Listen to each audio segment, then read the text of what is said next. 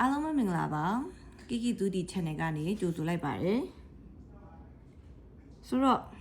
ချာလာပတင်းနေ့ကျမတို့ပြီးခဲ့တဲ့ချာလာပတင်းနေ့မှာမနက်ပိုင်းတက်4ညနေပိုင်း4နှစ်ဆိုပြီးတော့မှထွက်သွားတယ်အဲ့တော့နော်အဲ့တော့ဒီမှာအဲ့တော့ပြီးခဲ့တဲ့ချာလာပတင်းနေ့ကအလဲမှာလေးလေးပူးတယ်နော်အဲ့ဒီလိုချာလာပတင်းအလဲမှာလေးလေးပူးတိုင်းလိုက်ထွက်နေကြနှစ်ကွက်ရှိတယ်နော်အဲ့တော့ချာလာပတင်းနဲ့အလဲလေးလေးပူးတိုင်းမှာဘာတွေဖြစ်လဲဆိုပြီးတော့မှပြီးခဲ့တဲ့နှစ်တရာထွက်စင်တွေကိုလေ့လာကြည့်တဲ့အချိန်မှာလိုက်ထွက်ပေးနေတဲ့နှစ်ကွက်ရှိပါတယ်ဆိုတော့အဲ့ရဲ့နှစ်ကွက်ကဘာတွေလဲအဲ့တော့ကျမတွေ့တာကဘာတွေလဲဆိုလို့ရှိရင်တက်လေးအောင်ဖြစ်တယ်6လေးတစ်ကိုထွက်သည်သူဒီထူးခြားချက်တစ်ခုရှိရယ်နောက်တစ်ပတ်မှာထွက်တတ်တယ်လို့နောက်တစ်ပတ်ကျော်မှာလည်းထွက်တတ်တယ်ဆိုတော့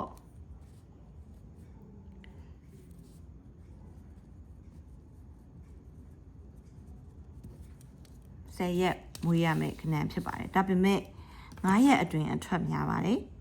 เนาะအဲ့တော့ကျမတို့ကလန်ဒါလေးနဲ့တစ်ချက်လောက်ကြည့်အောင်အဲ့တော့ဒီမှာเนาะဒီမှာကြာတာပတင်းနေမှာလေးလေးပူးတယ်အဲ့တော့ဒီမှာနောက်တစ်ပတ်ရဲ့အင်္ဂါနေ့မှာပဲ6လေးဆိုပြီးထွက်သွားတယ်ကြာတာပတင်းနေမှာလေးလေးပူးတယ်တနင်္လာနေ့မှာ6တစ်ဆိုပြီးထွက်တယ်เนาะအဲ့တော့ကြာတာပတင်းနေမှာလေးလေးပူးတယ်နောက်တစ်ပတ်ရဲ့အင်္ဂါနေ့မှာ6တစ်ဆိုပြီးထွက်တယ်အဲ့တော့ကြာတာပတင်းနေ့မှာလေးလေးပူးတယ်ဗုဒ္ဓဟူးနေ့မှာနောက်တစ်ပတ်ရဲ့ဗုဒ္ဓဟူးနေ့မှာ6တစ်ဆိုပြီးထွက်တယ်အဲ့တော့ကြာတာပတင်းနေ့မှာလေးလေးပူးတယ်ဗုဒ္ဓဟူးနေ့မှာ6တစ်ဆိုပြီးထွက်တယ်နော်အဲ့တော့ဒီမှာကြာတာပတင်းနေ့မှာလေးလေးပူးတယ်နောက်တစ်ပတ်ရဲ့တောက်ကြနေ့မှာ6တစ်ဆိုပြီးထွက်တယ်နော်အဲ့တော့ဒီမှာကြာတာပတင်းနေ့မှာလေးလေးပူးတယ်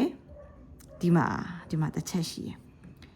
အဲ့ဒီမှာနောက်တစ်ပတ်မှာမလာပဲねဘယ်မှာမှလာလဲဆိုတစ်ပတ်ကျော်ဘယ်နှစ်ရက်နေ့မြောက်လဲဒီမှာ1 2 3 4 5 6 9ရက်မြောက်နေ့မှာလာတာဖြစ်ပါတယ်နော်ဒါတစ်ချက်အဲ့တော့များအဖြစ်နောက်တစ်ပတ်မှာထွက်တယ်နော်အဲ့တော့ဒီမှာနောက်တစ်ချက်ထပ်ကြည့်အောင်ဂျာလပ်ဒေးနေ့မှာလေးလေးပူးတယ်မဗုဒ္ဓဟူးနေ့မှာတစ်ကိုနော်အဲ့တော့ဒီမှာအထွက်အများဆုံးခဏကတစ်ကိုတွေကြီးပဲเนาะဂျာလာပဒေးနေ့မှာလေးလေးပူးတယ်ဒီမှာ6လေးเนาะဂျာလာပဒေးနေ့မှာလေးလေးပူးတယ်ဒီမှာလက်လာပြီအဲ့ဒီလေးလေးပူးပြီးနောက်တစ်ပတ်မှာမထွက်ဘဲနဲ့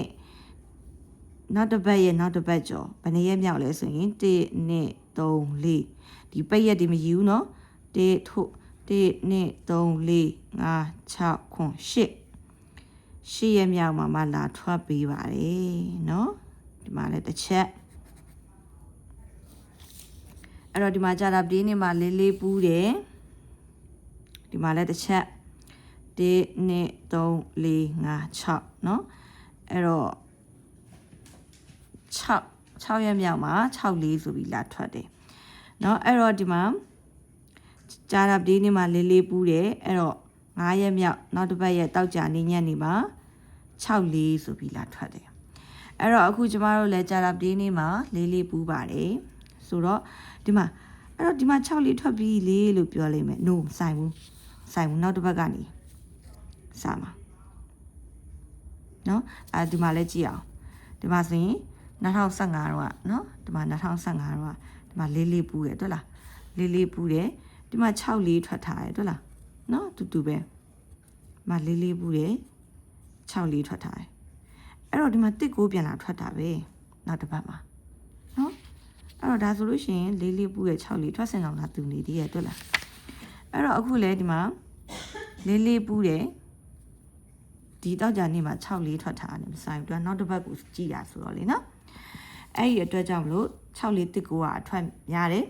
10ရက်လို့ကျမရေးမိရခုနကတော့ကျမရီလိုက်တဲ့အချိန်မှာ10ရက်နော်10ရက်အတွင်းမှာ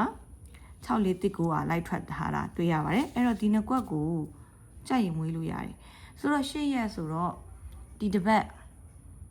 အခုတစ်ပတ်နော်အခုဒီတစ်ပတ်ရဲ့နောက်တစ်ပတ်ရဲ့သွားမှာဖြစ်ပါတယ်ဆိုတော့နှစ်ပတ်စာဖြစ်ပါတယ်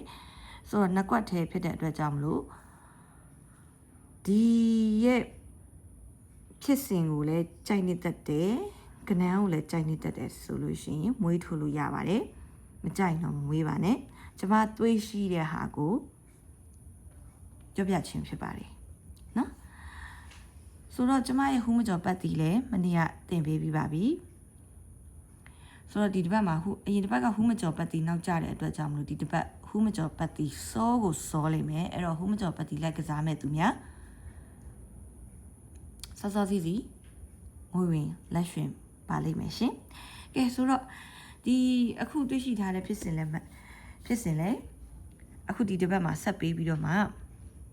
နှစ်ကွက်ထဲနဲ့အမျက်ရငွေဝင်ကြမ်းကြပါစေလို့ဆုတောင်းပေးလိုက်ပါတယ်ရှင်ပြန်လည်ဆုံးတွေ့ကြပါဦးဆိုရှင်